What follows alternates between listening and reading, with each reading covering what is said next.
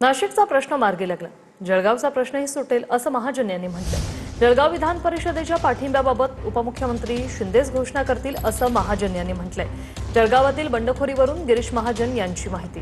जळगावात शिंदेंच्या सेनेच्या बंडखोर रेश्मा काळेंची माघार नाहीच. आज नाशिकचा प्रश्न मार्गी लागलेला आहे. गोकुळ गीते यांनी आपली उमेदवारी मागे घेतलेली आहे आणि त्यामुळे आता जळगावचे प्रश्न उद्या सुटेल. आता इथे कुठला प्रश्न राहिलेलाच नाही मला असं वाटतं. अजूनही त्या तयारीत नाही माघार घ्यावी. अजून मी आता इथे आलेलो आहे, कोणाशी बोललोय नाही, कोणाशी भेट झालेली नाही. मला वाटतं त्यांचे नेते, आमचे शिंदे साहेब, शिवसेनेचे नेते, ते खाली सूचना देतील, त्यामुळे होईल उद्या परवा होईल. तुला पोहायला